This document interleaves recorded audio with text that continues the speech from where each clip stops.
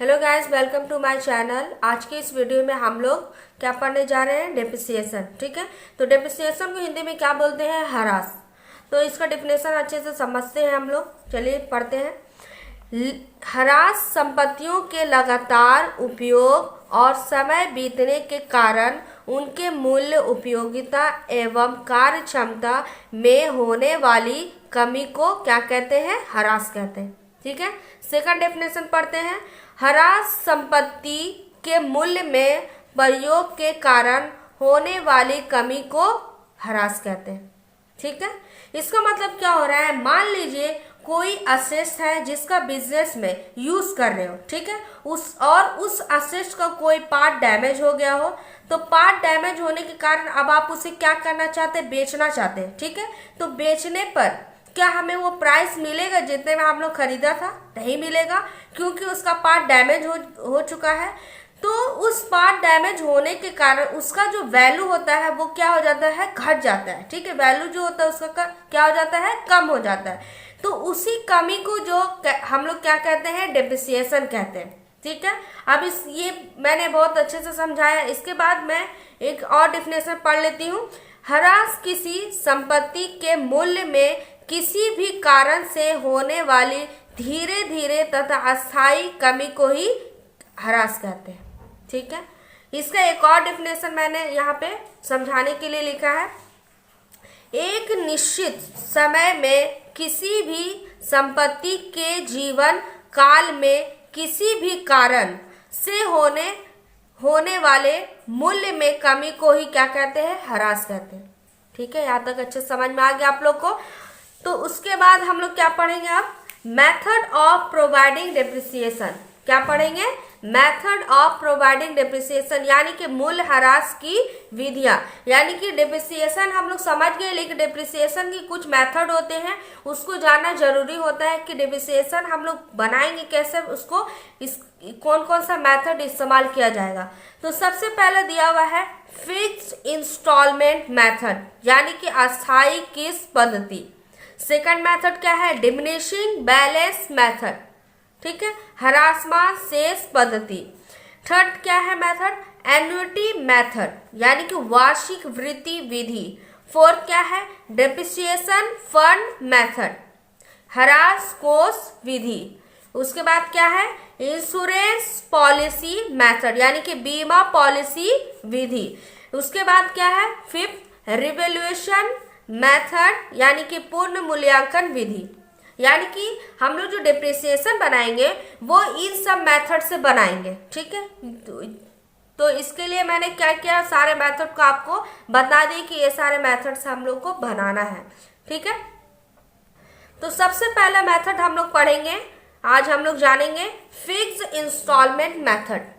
तो fixed instalment method किसको बोलते हैं? चलिए आइए जानते हैं।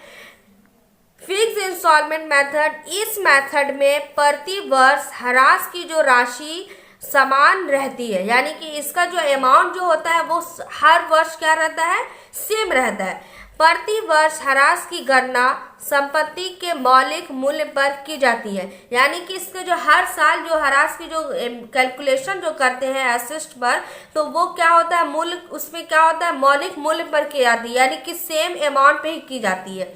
और इसमें संपत्ति का मूल्य घटकर शून्य भी हो जाता है, यानी कि इसका जो अमाउंट होता है वो घटकर क्या हो जाता है? पूरा जीरो बैलेंस में आ जाता है।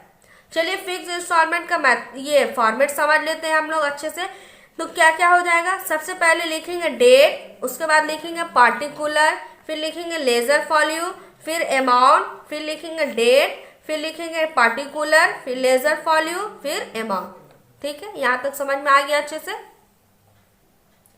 चलिए अब मैंने यहाँ पर एक एग्जाम्पल लिया है, चलिए इसको रीड करते हैं अच्छे से समझने के लिए। A firm purchased on 1st January 2005 a machinery for 10,000. Depreciation was to be charged at the rate 20% per annum on the original cost, यानी कि एक मशीनरी खरीदी गई है जिसका कॉस्ट कितना है? 10,000 है, और उसमें डेप्रिसिएशन चार्ज कितना लगाया गया है? 20%। ठीक है, कितना चार्ज लगाया गया है? 20% per annum original cost. Original cost यानी कि जो आपका मशीनरी जितने में खरीदा गया था उसी पर क्या करना है हम लोग को? 20% चार्ज करना है। ठीक है, आगे पढ़ते हैं। You are required to show the machinery account, यानी कि आपको एक मशीनरी अकाउंट बनाना है। ठीक है, for the first 3 years assuming that accounts are closed on 31st December according fixed installment method, यानी कि आपको मशीनरी अकाउंट बनाना है कितने साल के लिए? 3 साल के लिए बनाना है। ठीक है, 3 साल के लिए बनाना है और उसको क्लोज कितना कब किया गया है? 31 दिसंबर को क्लोज किया गया है। किसके मेथड से बनाने बोला गया है? तो फिक्स इंस्टॉलमेंट मेथड से बनाएंगे। मैं बता दूं फिक्स इंस्टॉलमेंट मेथड को स्ट्रेट लाइन मेथड भी कहते हैं। ठीक है, कंफ्यूज नहीं कीजिएगा। कभी कभी क्वेश्चन में आपको फिक्स इंस्टॉलमेंट नहीं लिखा हो रहेगा, स्ट्रेट लाइन मेथड लिखा हो रहेगा, तो आपको कंफ्यूज नहीं करना है, समझ जाना है कि ये फिक्स इंस्टॉलमेंट मेथड से ही बनाने बोला गया है। चलिए आगे समझते हैं। अब इसका सॉल्यूशन निकालते हैं किस तरह बनाया जाता है। तो सबसे पहले इसका फॉर्मेट देख लेते हैं अच्छे से। डेट पार्टिकुलर लेजर फॉल्यू अमाउंट, फिर डेट पार्टिकुलर लेजर फॉल्यू अमाउंट। आपको ऊपर में यहाँ पे लिखना है कि जो असेस्ट है उसका नाम क्या दिया गया है, तो यहाँ पे नाम उसका दिया गया है मशीनरी अकाउंट, हमें यहाँ लिखना है।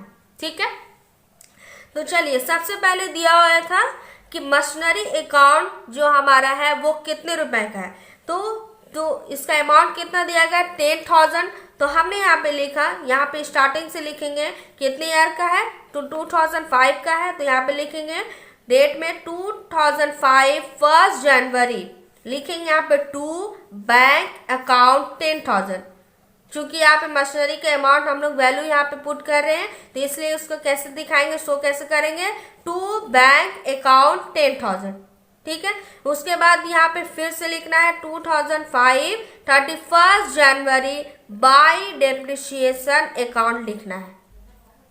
ठीक है, तो बाय डेप्रिसिएशन अकाउंट कितना दिया गया है? तो यहाँ पे 20% जो हमारा वैल्यू जो हमारा दिया गया था, डेप्रिसिएशन चार्ज दिया गया था, कितना लगाना है? 20% लगाना है। तो 10,000 का हम लोग यहाँ 20% निकालेंगे तो कितना आ जाएगा? देखिए यहाँ पे मैं शो कर रही हूँ, यहाँ पे 10,000 का 20% निकाल लेंगे तो आ जाएगा 2,000। डेप्रिसिएशन निकल गया तो बाई डेप्रिसिएशन अकाउंट 2,000 यहाँ मैंने लिख दिया। ठीक है, उसके बाद हम लोग को बैलेंस करना है कि दोनों को घटाने के बाद कितना बैलेंस आया। तो यहाँ पे 31 दिसंबर लिखेंगे बाई बैलेंस CD 10,000 में 2,000 माइनस किए तो आया 8,000। दोनों को ऐड करके हमें यहाँ पे बराबर करना रहता है, इक्वल करना रहता है। 10,000 यहाँ लिख दिए, 10,000 यहाँ लिख दिए। ठीक है, अब हमें क्या करना है? सेकंड ईयर का बनाना है। ये हमारा फर्स्ट ईयर का बन गया। ठीक है, 2005 का। अब हमें 2006 का बनाना है, 3 इयर्स का बनाना है, तो इसलिए हम लोग सेकंड ईयर में आए। 2006 1 जनवरी यानी कि जो हमारा बैलेंस निकला था वो बैलेंस को ट्रांसफर करेंगे 2006 ईयर में। तो टू बैलेंस BD 8,000। ठीक है, टू बैलेंस BD 8,000। अब यहाँ भी लिखेंगे 2006 31 जनवरी बाय डेप्रिसिएशन अकाउंट 2,000। हमारा जो चार्ज हम लोगों ने जो डेप्रिसिएशन चार्ज किया गया था 20%, उसी कॉस्ट पर हम लोग को यहाँ पे फिर से मेंशन करना है। ठीक है, तो डेप्रिसिएशन कितना निकला? 2,000। याद रहे हम लोग जो ये निकाल रहे हैं, हम लोग को डेप्रिसिएशन इसी में चार्ज करते हुए आगे हम लोग को कैलकुलेशन करते जाना है। ठीक है, तो क्या हो गया? बाय डेप्रिसिएशन अकाउंट 2,000 जो हम लोग निकाले थे वही लिखे हैं। फिर यहाँ पे लिखेंगे 31 दिसंबर बाय बैलेंस CD, दोनों को घटाकर कितना आ गया? 8,000 माइनस 2,000 कितना आ गया? 6,000। अब यहाँ पे क्या आ गया? बैलेंसिंग फिगर मेरा 6,000 निकल गया। अब यहाँ पे दोनों को इक्वल करना है, दोनों को ऐड करके 8,000 यहाँ पे, 8,000 यहाँ पे दिखा दिए। ठीक है, सेकंड ईयर तक बना लिए हम लोग। उसके बाद फिर हम लोग को थर्ड ईयर बनाना है। 2007 बैलेंस को ट्रांसफर कर लिए 1 जनवरी। टू बैलेंस BD 6,000 2007 31 जनवरी बाय डेप्रिसिएशन सेम रहेगा वही 2,000। फिर लिखेंगे 31 दिसंबर बाय बैलेंस CD कितना निकल गया, 6000 में से 2000 माइनस कर लिए तो कितना आ गया,